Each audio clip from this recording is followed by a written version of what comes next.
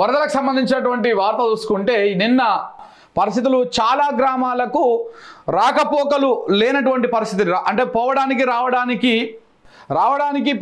రాకపోకలు అన్నీ కూడా బంద్ అయిపోయినటువంటి పరిస్థితి కనపడతా ఉన్నది. సో కాబట్టి వాటన్నిటికి సంబంధించి కూడా డిస్కస్ చేద్దాం. మెదక్ కామారెడ్డి జిల్లాలో ప్రధానంగా ఎక్కువగా చాలా గ్రామాలు నీట మునిగినాయి. ఇప్పటికీ చాలా గ్రామాలు జలదిగ్బంధంలోనే ఉన్నాయి. ఒక 2 తాండాలు అయితే పూర్తిగా మునిగిపోయినాయి. మెదక్ కాంగ్రెస్ పార్టీ ఆఫీస్ కూడా నీళ్ళలోనే మునిగిపోయింది. అంటే అది బఫర్ జోన్లో ఉంది అని చెప్పేసి వార్తలు వస్తూ ఉన్నాయి. ఇవన్నిటి గురించి డిస్కస్ చేద్దాం. కుండపోత అని కూడా చెప్పలేము, ఇంకా క్లౌడ్ బరస్ట్ మొత్తం పైకెళ్ళి ఎంత భయంకరంగా అంటే మేఘాలే కింద పడిపోయేంత భయంకరమైనటువంటి వాన. చరిత్రలో ఎప్పుడు కని విని ఎరగని తీరులో 40 నుంచి 50 సెంటీమీటర్ల వర్షపాతం నమోదు కావడం అంటే మాటలు కాదు. ఎవరు ఊహించలే, కామారెడ్డి ప్రజలు, మెదక్ ప్రజలు ఎవరు కూడా ఊహించినటువంటి భయంకరమైనటువంటి వర్షాలు, వరదలు వచ్చినాయి. సో కాబట్టి నిజంగానే ఇది కుండపోత గుండె కోత. కామారెడ్డి, మెదక్, నిర్మల్ జిల్లాల్లో భారీ వర్షం. జల దిగ్బంధంలో కామారెడ్డి పట్టణం. రాజంపేట మండలంలో 42 సెంటీమీటర్ల వాన. మెదక్ జిల్లాలో 30 సెంటీమీటర్ల వర్షపాతం. కామారెడ్డి పట్టణంలో 29 సెంటీమీటర్లు. చెరువులను తలపించిన కాలనీలు. ఇళ్లలోకి చేరిన భారీ వరదతో ఇబ్బందులు. తెగిపోయిన రహదారులు, ఆగిపోయిన రవాణా. పలు చోట్ల తండాలను ఖాళీ చేసినటువంటి జనం. వేలాది ఎకరాల పంట నష్టం. మెదక్లో సహాయక శిబిరాలకు చాలా మందిని తరలించారు. కుండపోత వర్షం వేలాది కుటుంబాలకు గుండె కోతను మిగిల్చింది. ఉమ్మడి నిజామాబాదు, మెదక్, కరీంనగర్ జిల్లాల్లో రికార్డు స్థాయిలో వర్షం కురిసింది. 2 రోజుల పాటు గ్యాప్ లేకుండా వర్షం బీభత్సం సృష్టించడంతో కామారెడ్డి పట్టణము జల దిగ్బంధంలో చిక్కుకున్నది.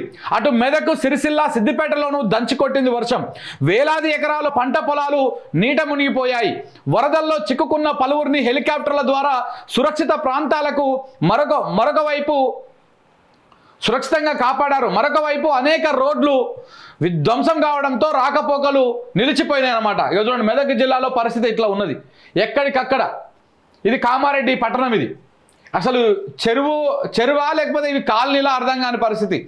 అదే కామారెడ్డిలో స్కూల్లో చిక్కుపోయినటువంటి విద్యార్థులను మొన్న తీసుకొచ్చినటువంటి దృశ్యాలు. నిన్న పేపర్లు బంద్ ఉన్నాయి కాబట్టి మెజారిటీ నిన్న ఏ పేపర్ రాయలేదు, కానీ ఇవాళ అన్ని పేపర్లలో ఇదే వరదకు సంబంధించినటువంటి అంశాలే ప్రధానంగా ఉన్నాయి. ఇవాళ చూడండి, ఇవాళ మొత్తం ఇదంతా కూడా కామారెడ్డి పట్టణంలో ఏరియల్ వ్యూ. ఇదంతా కామారెడ్డి పట్టణము. ఇవాళ ఆల్మోస్ట్ ఇదంతా కూడా నీళ్ళే నిల్చున్నాయి. చూడండి, అన్ని నీళ్ళే నిల్చున్నాయి. మరి ఇది చెరువట్టు ఉంది. ఈ చెరువు ఆనుకున్నటువంటి అన్ని ఇండ్లు, కాలనీలు అన్నీ కూడా మునిగిపోయినాయి. ఇవాళ ఇది రహదారి ఇదంతా కూడా నీళ్ళలోనే ఉన్నది. ఇది రైల్వే బ్రిడ్జ్. ఈ రైల్వే బ్రిడ్జ్ తెగిపోయింది. ఇది మొత్తము వాటరు పోతున్నటువంటి పరిస్థితి. ఇగో జల విలయం. వర్ష బీభత్సంతో గజగజ వణికిన ఉత్తర తెలంగాణ. కామారెడ్డిలో క్లౌడ్ బరస్ట్. 48 గంటల్లో 65 సెంటీమీటర్ల వాన పడ్డదంట. 48 అవర్స్లో 65 సెంటీమీటర్ల వర్షపాతం నమోదైందంట. మెదక్ అతలాకుతలం. జల దిగ్బంధంలో సిద్దిపేట, నిర్మల్. 50 ఏళ్లలో రికార్డు వాన. ధ్వంసమైనటువంటి రోడ్లు, నివాసాలు. వరదలతో విలవిల్లాడినటువంటి జనం. సహాయం కోసం ఆర్తనాదాలు పెట్టిరు. 4 చనిపోయారంట. ఇప్పటిదాకా ఇంకొక 6 గల్లంతయ్యారు. మొత్తం ఒక 10 మంది దాకా చనిపోయారు ఇప్పటి వరకు ఉన్నటువంటి లెక్కల ప్రకారమే.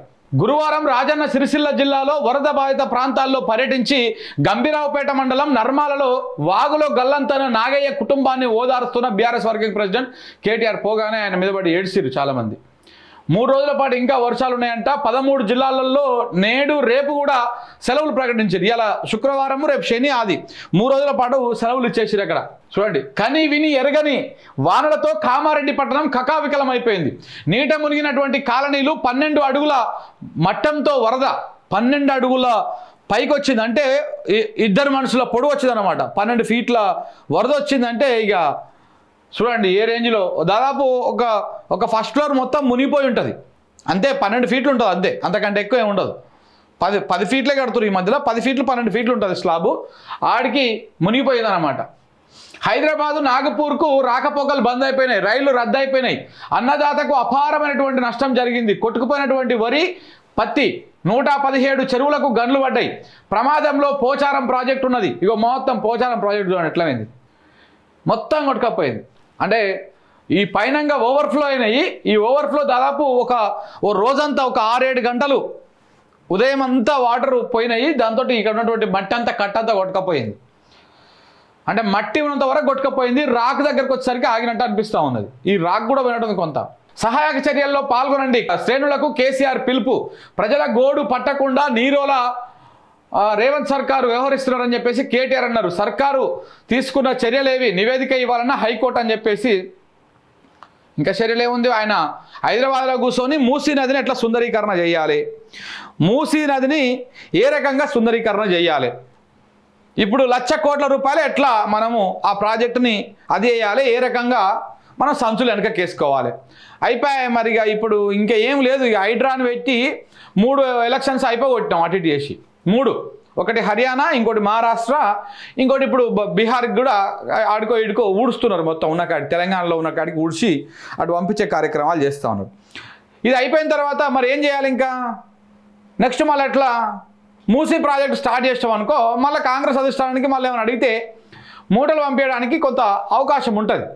సో కాబట్టి ఈ కార్యక్రమాలు చేస్తున్నట్టుగా అర్థమవుతా ఉన్నది. ఇక్కడ మూసీ సుందరీకరణ మీద రివ్యూ చేయడానికి ముఖ్యమంత్రి గారికి టైం ఉన్నది. కానీ ఇంత వరదలు వస్తుంటే నిన్న ఎప్పుడు అందరు మొత్తుకోంగా, మీడియా ఛానళ్ళు వార్తలు రాయంగా, ప్రతిపక్షాలు రోడ్ల మీదకి ఓంగా, బండి సంజయ్ గారు వరదల్లోనే పర్యటించారు, ఇటు కేటీఆర్ గారు, అటు హరీష్ రావు గారు అందరూ ఆ వరద ప్రాంతాల్లోనే పర్యటిస్తే అప్పుడు వీళ్ళు హెలికాప్టర్లు వేసుకొని దిగిరాయి అక్కడికి. ముఖ్యమంత్రి గారు, మంత్రులు వీళ్ళందరూ.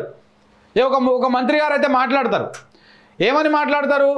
ఇది ఏంటిది, అది ఎప్పుడో అత్యవసర పరిస్థితుల్లో మాత్రమే హెలికాప్టర్లు వాడతాము అని చెప్పేసి. మరి అత్యవసర పరిస్థితుల్లో హెలికాప్టర్లు వాడతారు, ఇలాంటి పరిస్థితులలో వాడరా? పెళ్లి కోసం అయితేనేమో హెలికాప్టర్లు వాడతారు. పెళ్లి కోసం ఏది హైదరాబాద్ నుంచి రామోజీరావు ఫిలిం సిటీ గాడికి పోతందుకు 40 కిలోమీటర్లకు హెలికాప్టర్ వాడతారు. ఆ నుంచి ఆలేరు పోతందుకు హెలికాప్టర్ వాడతారు. ఆలేరు నుంచి భువనగిరికి హెలికాప్టరు. 50-100 కిలోమీటర్ల గ్యాప్లోనే హెలికాప్టర్లు వాడుతున్నారు మంత్రులు.